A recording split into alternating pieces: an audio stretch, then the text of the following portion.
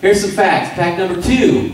Okay, I'm going to wrap it up here real soon. Fact number 2. The superintendent and the Board of Education, excluding Carol French, just don't get it. Issue 48. Here we go. 27,000 voters. We lost 53.47%. And here's what they said.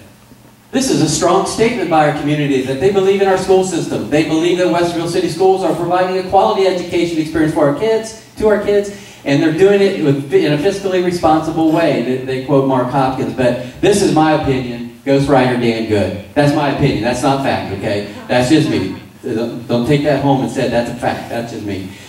The fact is, 924 votes one the other way would have failed it. So how is 924 votes one the other way a strong statement? I don't get it. Okay, let's move on. Issue 20. Wow, look at that. 34,000 votes. We won 61-39. Here's what they said.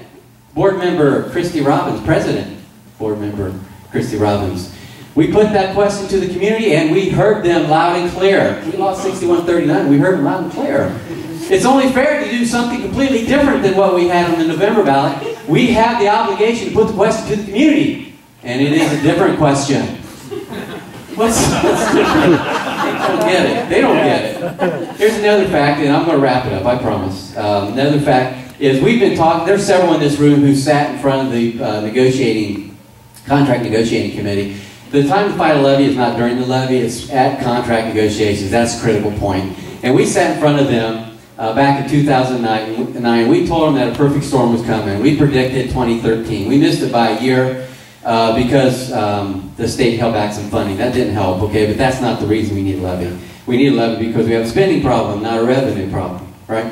So anyways, we sat in front of them and we showed them this plan. There's what it looked like. They had, it started out pretty good the first couple of years and then it died off there in the end. And we showed them how if they just did a couple things, number one, froze salaries and benefits back in 2009 to the current level of spending and just did 3% reductions in spending over the next 3 years, we would have turned that thing around to a $41 million surplus. So from a $13 or $14 million deficit to a $41 million surplus. But they didn't want to hear it because they had some other ideas. And I'm going to end with this, okay? I promise. Here's what they did with that money from issue 48. I could talk for hours. I told you revenue was not my strength. It was not my strength. 30 seconds. 30 seconds. Okay. Wow. It's pressure. Here's what they did with that money. For another hour, and you can talk all you want. How much? $45 an hour. I got it. You take plastic right there. I'll put it on there.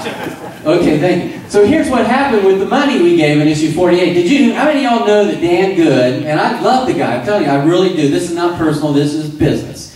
But Dan Good got $50,000 in bonuses since 2009. 2009, 2010. How many of y'all really knew that? Okay, not a lot. I found out, I think before anybody knew it, because I get the payroll every 2 weeks, and they've been really good about giving me the payroll. I got that, and once he got that second $25,000, he actually sent me an email and said, oh, by the way, you're going to see I got $25,000 more.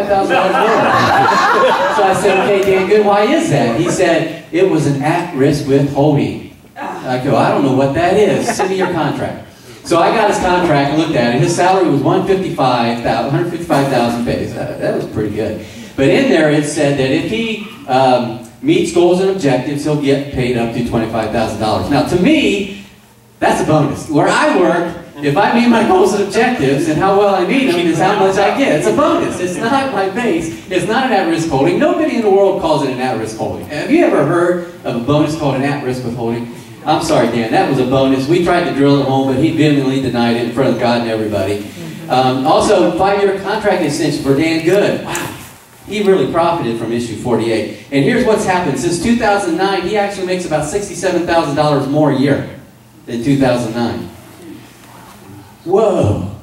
I about fell over when I saw that statistic.